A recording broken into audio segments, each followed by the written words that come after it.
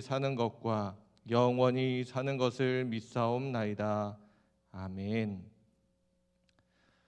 오늘 이 시간 함께 은혜 나눌 하나님의 말씀은 사무엘상 13장 8절부터 15절까지의 말씀입니다.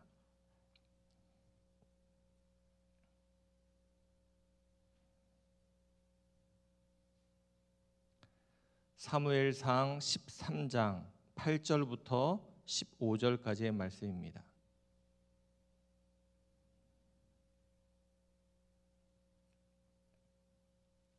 말씀을 같이 함께 읽도록 하겠습니다. 사울은 사무엘이 정한 기한대로 이레 동안을 기다렸으나 사무엘이 길갈로 오지 아니하매 백성이 사울에게서 흩어지는지라.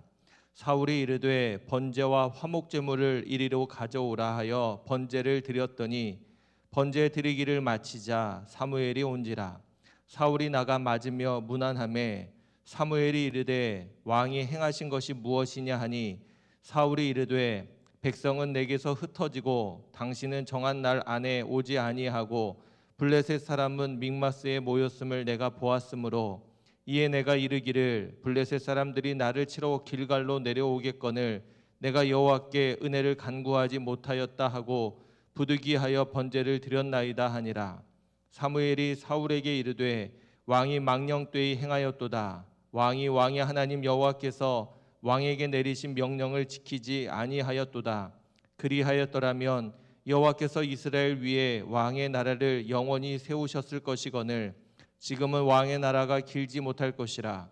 여호와께서 왕에게 명령하신 바를 왕이 지키지 아니하였으므로 여호와께서 그의 마음에 맞는 사람을 구하여 여호와께서 그를 그의 백성의 지도자로 삼으셨느니라 하고 사무엘이 일어나 길갈에서 떠나 베냐민 기브아로 올라가니라. 사울이 자기와 함께한 백성의 수를 세어보니 600명 가량이라. 아멘.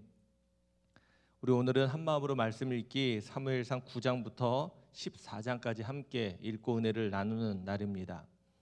하나님께서는 이스라엘 백성들의 요청을 따라 처음 이스라엘의 왕으로 사울을 세우기로 선택하시고 그에게 기름을 붓습니다. 우리 9장부터 10장까지는 그러한 사울이 왕이 되는 그러한 과정의 이야기를 소개하고 있습니다. 사울은 기스의 아들이었는데 아버지가 암나귀를 잃어버리게 됩니다. 그래서 그 암나귀를 찾으러 사환과 함께 길을 떠나게 되죠. 암나귀를 찾지 못하고 헤매이고 다니다가 선견자를 찾아 나서게 됩니다. 그리고 그 이후에 사무엘을 만나게 되고 사무엘을 통해서 기름 부음을 받고 또 하나님께서 그에게 지시하심을 따라서 순종하며 나아가는 내용이 또 이후에 이스라엘 백성이 왕이 되어지는 과정의 이야기가 소개되고 있습니다. 11장은 암몬 사람 나하스가 길르앗 야베스 사람들을 위협하는 이야기입니다. 사울이 야베스 사람들을 위해서 블레셋과 암몬 사람과 전쟁을 벌이게 됩니다. 그리고 그 전쟁에서 승리하게 되죠. 이 일로 사람들 가운데 이스라엘 백성들 가운데 사울은 왕으로 인정을 받게 되는 겁니다. 그리고 이후에 사무엘이 길갈로 내려가서 우리 새로운 나라를 세우자라는 그런 사무엘과의 어떤 새로운 시작에 대한 이야기들이 소개되고 있습니다. 12장은 이제 나이 든 사무엘이 이스라엘 백성들에게 주고 있는 고별사의 이야기입니다. 하나님께서 이스라엘 백성들이 원하는 대로 왕을 세웠으니 이제는 여호와를 섬기고 또 그 왕을 잘 섬길 수 있도록 하라는 그런 당부의 이야기가 담겨져 있습니다. 13장에서는 사울이 사무엘을 통해 주셨던 그 명령을 어긴 그런 사건의 이야기가 기록되어 있습니다. 그리고 이 일로 인해 사무엘은 사울을 꾸짖고 또 하나님이 사울이 다스리는 때가 길지 못할 것이다. 그리고 다른 지도자를 세울 것이다. 그렇게 이야기하는 부분이 13장의 이야기입니다. 또 13장 후반부터 14장에서는 이스라엘과 블레셋과 계속해서 전쟁을 벌이고 있는데 이스라엘 백성들은 그 이방 백성들처럼 철제 무기가 따로 준비되어 있지 못한 겁니다. 칼과 창은 왕과 왕자에게만 있는 것이죠. 병력도 부족하고 힘도 없는데 이때에 사울 왕의 아들이었던 요나단이 블레셋 진영에 몰래 들어가서 그 사람들을 쳐서 무찌르는 이야기가 등장합니다. 이 일로 이스라엘 백성들 또 그 군사들은 사기를 얻게 되죠. 그런데 여전히 블레셋과의 전쟁이 길어지고 씨름하고 있는데 사울 왕이 지쳐 있고 피곤해 있지만 이스라엘 군대를 향해서 금식을 선포합니다.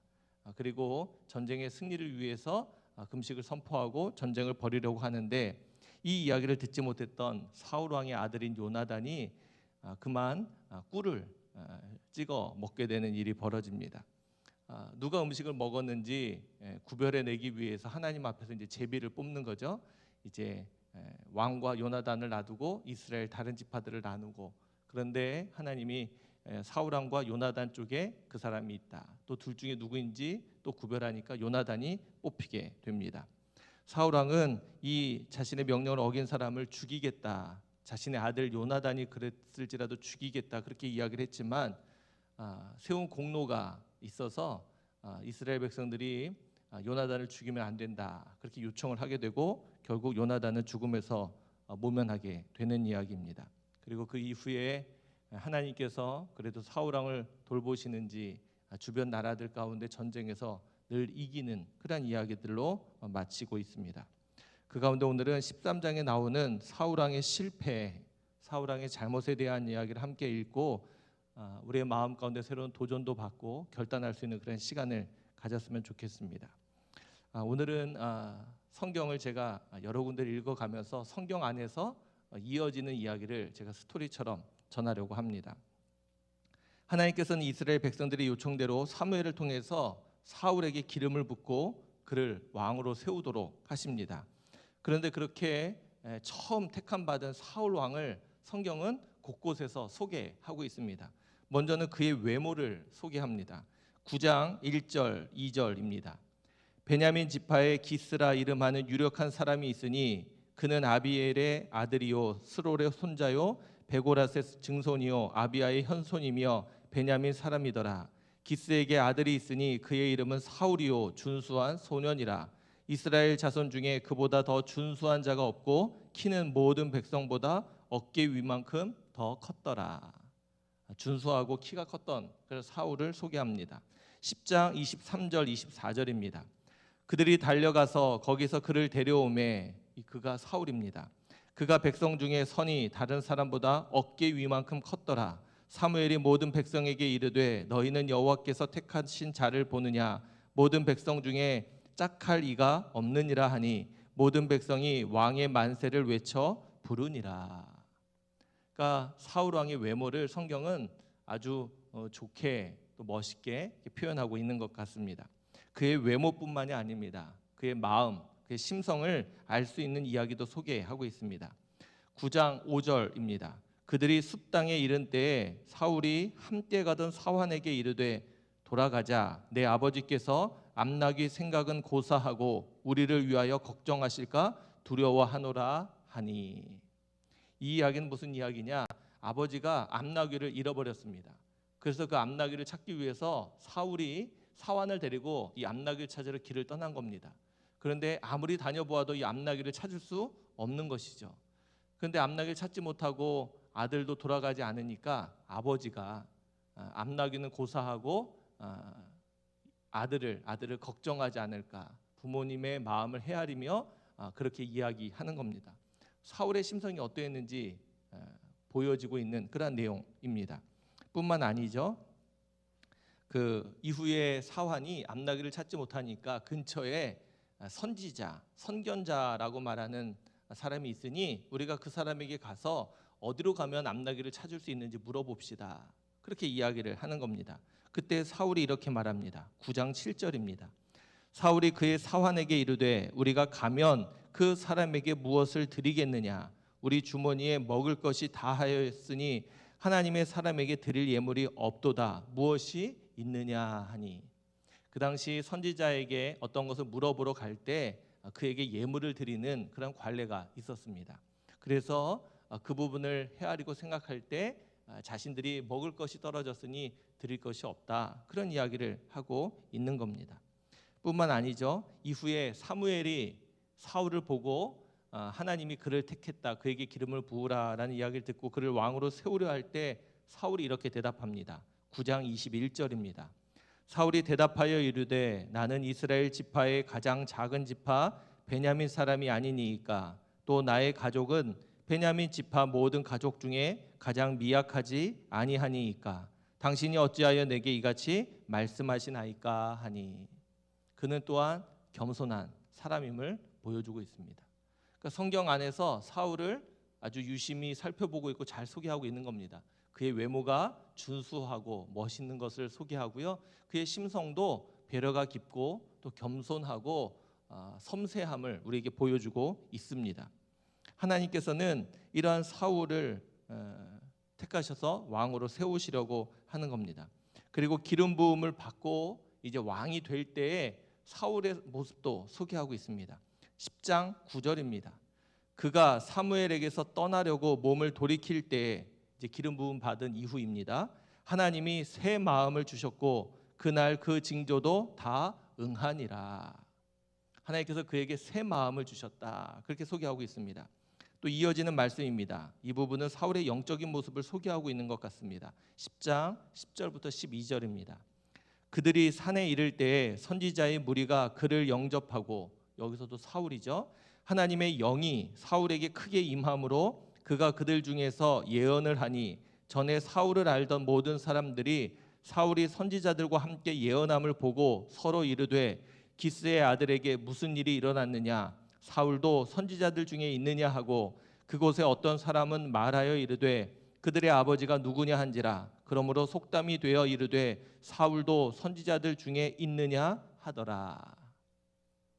하나님의 영이 그에게 임하니까 그가 선지자들과 함께 예언을 하고 있었다는 겁니다. 지금 이때는 어떤 때냐? 사사의 시대에서 선지자의 시대로 넘어가는 때입니다. 그래서 보통 우리가 사무엘을 이야기할 때 마지막 사사다 이야기도 하고요, 최초의 선지자다 그렇게 이야기를 하고 있는 겁니다. 그러한 때에 있는 일입니다. 선지자, 하나님의 말씀을 대언하는 영적인 지도자를 말하고 있는 것이죠. 근데 사울에게 하나님의 영이 임하니까 사울이 그렇게 하고 있는 겁니다. 사무엘에게 기름을 부음 받았지만 아직 백성들에게 인정을 받지 못하고 있고 아직 하나님 앞에 번제를 드려서 하나님의 택하심을 받고 왕이 되지 못한 그런 가운데 있습니다. 이미 기름 부음 받아서 왕으로 하나님이 인정을 하셨지만 아직 그 과정이 남아있는 그 가운데 있었던 일들을 소개하고 있는 겁니다. 또한 그 이후에 아까 잠깐 말씀드린 대로 11장에 보면 사울이 암몬 사람들이 위협하는 야베스 사람들을 도와서 전쟁에서 그들을 구원해 냅니다. 그리고 그 전쟁 이후에 그 사람들이 사울을 왕으로 세우는 것을 인정하고 기뻐하는 부분입니다. 11장 12절부터 15절입니다. 백성이 사무엘에게 이르되 사울이 어찌 우리를 다스리겠느냐 한 자가 누구이니까 그들을 끌어내소서 우리가 죽이겠나이다. 사울이 이르되 이날에는 사람을 죽이지 못하리니 여호와께서 오늘 이스라엘 중에 구원을 베푸셨음이니라. 사무엘이 백성에게 이르되 오라 우리가 길갈로 가서 나라를 새롭게 하자. 모든 백성이 길갈로 가서 거기서 여호와 앞에서 사울을 왕으로 삼고 길갈에서 여호와 앞에 화목제를 드리고 사울과 이스라엘 모든 사람이 거기서 크게 기뻐하니라. 제가 길게 이렇게 소개한 이유가 있습니다. 사울이 어떤 사람인지 성경은 우리에게 자세하게 보여주고 있는 겁니다. 왜일까? 생각해 보시기 바랍니다. 이스라엘의 요청을 따라서 처음 그들 가운데 왕이 세워졌습니다. 처음 왕이 세워지는 사람, 어떤 사람을 세울까? 하나님 보시기에, 사람들 보기에 가장 합당한 사람을 세우지 않으시겠습니까? 그들에게 꼭 있어야 될 그 사람을 세우려고 할 것입니다. 모든 사람들이 연약하고 부족한 힘이 있는데 하나님께서 사울을 왕으로 세우셨는데 그에게는 성경을 보면 조금도 부족함이 없는 것처럼 보입니다. 외모도 그렇고요, 심성도 그렇고요. 또 하나님의 영이 그에게 충만히 임하니까 그가 선지자처럼 예언도 하고 있었습니다. 이보다도 완벽한, 이보다 더 준비된 왕은 없을 겁니다. 그런 사울을 성경은 지금 우리에게 소개하고 있습니다. 그런데 이렇게 완벽하고 온전했던 사울의 모습이 어떻게 바뀌는지 이어서 소개하고 있습니다. 오늘 우리가 함께 읽은 본문의 말씀입니다. 오늘 13장의 때는 언제냐? 1절에 이렇게 소개되어 있습니다. 사울이 왕이 될 때에 40세라 그가 이스라엘을 다스린 지 2년에. 이 말은 아까 말씀드린 대로 사무엘을 통해서 왕으로 기름을 부음 받은 지 2년이 지난 겁니다. 세월이 흐른 거예요. 그러니까 기름 부음 받았지만 이후에 야베스 사람들 통해서 전쟁에서 이기면서 이스라엘 백성들에게 인정을 받게 되고 또 이제 길갈로 내려가게 된 겁니다. 길갈로 간 이유는 이제 거기서 다시 진짜 새로운 나라를 출발하기 위해서 내려간 겁니다. 그리고 거기서 사무엘이 함께 하나님 앞에 번제와 화목제를 드려서 하나님 앞에 공식적인 인정을 받고 그때부터 공식적인 왕으로 살아가려고 한 것입니다. 그러니까 처음 기름 부음 받은 지 2년이 지난 때라는 겁니다. 하나님께서는 그때의 그 상황을 또한 소개하고 있습니다. 블레셋과의 전쟁이 계속해서 이어지고 있었습니다. 그래서 사울은 어떻게 했습니까? 이스라엘 백성들 가운데 군사를 모집했습니다. 그래서 자기와 함께하는 사람 또한 자기 아들이 요나단과 함께하는 군사들을 모아서 이제 전쟁을 준비하고 있는 겁니다. 그런 가운데 아들 요나단이 블레셋 수비대를 쳐서 승리하게 됩니다. 그런데 이 일로 이스라엘 백성들이 사기가 올라갔지만 적군이었던 블레셋에게는 어떤 일이 벌어집니까? 이스라엘 향해서 보복과 원한의 마음을 갖게 됩니다. 그래서 그들이 군사를 더 정비해서 더 큰 군사력을 가지고 이스라엘을 공격하려고 하는 겁니다. 이 일로 인해서 이 소문이 퍼지게 되니까 이스라엘 사람들이 두렵고 무서운 겁니다. 그래서 사울 왕을 위해서 함께 싸우려고 했던 사람들 가운데 이제 흩어지는 사람들이 생기는 거죠. 도망가는 겁니다. 심지어는 요단 동편까지 요단강을 건너서 도망가는 일까지 벌어졌다. 성경은 그렇게 이야기합니다. 지금 사울 왕에게는 아주 큰 위기가 찾아온 겁니다. 그리고 그것이 아주 긴박하게 지금 벌어지고 있는 겁니다. 그때의 모습입니다. 그러면서 8절을 우리가 함께 읽은 말씀을 이렇게 시작합니다. 사울은 사무엘이 정한 기한대로 이레 동안을 기다렸으나 사무엘이 길갈로 오지 아니하매 백성이 사울에게서 흩어지는지라. 이 말은 무슨 말이냐? 사무엘이 사울 왕에게 기름을 붓고 어떻게 해야 될지를 지시하는 가운데 맨 마지막에 지시한 내용입니다. 10장 8절에 보면 이렇게 말하고 있습니다. 너는 나보다 앞서 길갈로 내려가라. 내가 내게로 내려가서 번제와 화목제를 드리리니 내가 내게 가서 내가 행할 것을 가르칠 때까지 7일 동안 기다리라. 그래서 먼저 이스라엘 백성들과 사울 왕이 길갈로 내려갑니다. 그래서 지금 7일을 기다리는 겁니다. 근데 그 사이 지금 이런 일들이 벌어지고 있고 또 7일을 기다렸는데 약속했던 사무엘은 오지 않은 겁니다. 누가 보아도 위기의 순간이고 두렵고 무서운 순간이겠죠. 하나님이 사무엘을 통해서 제사를 받으시고 자신들을 도와주셔야 될 텐데 사무엘이 오지 않고 있는 겁니다. 그리고 지금 블레셋은 강력하게 코앞까지 와 있고 자신과 함께 싸움에 나가게 될 군사들은 두려워서 다 흩어져 도망가고 마는 겁니다. 여러분들 같으면 어떻게 하시겠습니까? 사울은 결국 그런 위협과 위기의 순간 이렇게 하고 맙니다. 9절입니다. 사울이 이르되 번제와 화목제를 이리로 가져오라 하여 번제를 드렸더니.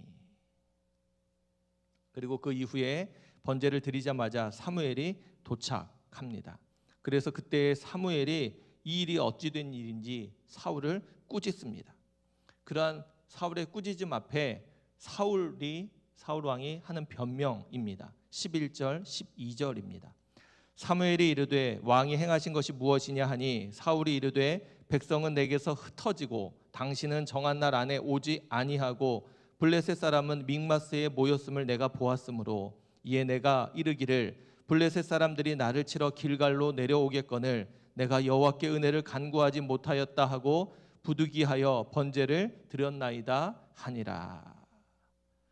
그 상황은 여러분들 충분히 이해하실 수 있으시죠? 그러면서 하는 이야기입니다. 내가 지금 이제 저들이 길갈로 내려와서 나를 치려고 하는데 지금 나에게 있어서 꼭 필요한 부분이 있다면 하나님 앞에 은혜를 구하는 일인데 지금 그것을 하지 못하고 있다. 그래서 자신이 부득이해서 그 일을 했다. 그렇게 말하고 있습니다. 여기에 성경은 아주 중요한 그런 표현을 담고 있습니다. 부득이하여라고 말하고 있습니다. 그래서 제가 오늘 말씀의 제목을 부득이하여라고 정해봤습니다. 아까 제가 소개드린 대로 사울 왕은 누가 보기에도 완벽한 아주 완전한 사람이었습니다. 그런데 그 사람이 왕으로 기름 부음 받은 지 채 2년이 지나지 않은 그때 그는 하나님 앞에 가장 중요한 순간 실패하고 맙니다. 그리고 그 실패의 이유가 또 실패의 핑계와 변명이 부득이하다, 어쩔 수 없었다, 그렇게 말하고 있는 겁니다. 그런데 한번 생각해 보아야 합니다. 하나님 앞에서는 우리가 믿고 있는 그 하나님, 전능하시고 모든 것을 알고 계시는 그 하나님 앞에 부득이하다, 어쩔 수 없다라는 말이 맞는지 생각해 보아야 합니다. 하나님 앞에서는 부득이한 일이 없습니다. 하나님 앞에서는 어쩔 수 없는 일이 결코 없습니다. 우리의 연약함 때문에, 우리 안에 있는 두려움 때문에, 우리 안에 있는 불안 때문에 우리가 하나님 앞에 핑계하는 일이지 하나님 앞에는 부득이한 일, 어쩔 수 없는 일이 없다라는 사실입니다. 그러니 이것은 핑계가 되지 못하는 겁니다. 하나님 앞에 충분히 호소할 수 있는 이야기가 되지 못한 겁니다. 하나님께서 택하셨고 이스라엘 백성들에게 인정을 받았고 왕으로 기름 부음 받았던 그였지만 그에게도 이런 연약함이 있었기에 그는 실패하고 말았습니다. 결국 이 일로 인해서 하나님은 사무엘을 통해서 이렇게 그에게 말씀하십니다. 13절 14절입니다. 사무엘이 사울에게 이르되 왕이 망령되이 행하였도다. 왕이 하나님 여호와께서 왕에게 내리신 명령을 지키지 아니하였도다. 그리하였더라면 여호와께서 이스라엘 위에 왕의 나라를 영원히 세우셨을 것이거늘 지금은 왕의 나라가 길지 못할 것이라. 여호와께서 왕에게 명령하신 바를 왕이 지키지 아니하였으므로 여호와께서 그의 마음에 맞는 사람을 구하여 여호와께서 그를 그의 백성의 지도자로 삼으셨느니라 하고. 오늘 말씀을 두려운 마음으로 읽게 됩니다. 왜냐하면 이렇게 완전했던 사울도 실패해서 넘어졌는데 그보다 더 많은 부족함과 연약함을 가지고 살아가는 우리들은 더 쉽게 실패하고 넘어질 수 있기 때문에 그렇습니다. 그래서 다시 한번 우리가 하나님 앞에서 우리의 믿음을 점검해보고 우리가 하나님 앞에 더 도전받아 우리의 마음의 다짐과 또 결단을 세워갈 수 있기를 간절히 소망합니다. 어떠한 위기의 순간, 어떤 긴박한 순간에도 안 됩니다. 아무리 우리를 위협해오고 우리의 마음이 초조하고 무섭고 불안하고 두려울지라도 우리는 하나님의 명령을 따라 지켜야 하고 그 말씀을 기억하고 그 앞에 온전히 설 수 있어야 한다는 겁니다. 쉽지 않을 겁니다. 성경을 보면 사울 왕도 이렇게 실패한 이유가 이 일이 결코 쉽지 않음을 우리에게 보여주고 있는 겁니다. 그러나 분명히 또한 알 것은 그래서는 안 된다는 겁니다. 바라기는 오늘 이 새벽 우리가 기도하는 가운데 우리의 삶에 이러한 일이 없어야 하겠지만 혹시라도 우리 인생에 이런 위기와 어려움의 순간이 찾아왔을 때 오늘 이 말씀을 기억할 수 있기를 바랍니다. 끝까지 하나님 앞에 우리가 신실하게 서 있을 수 있기를 주님의 이름으로 축원합니다. 부득이하다, 어쩔 수 없다라는 이유는 안 된다는 겁니다.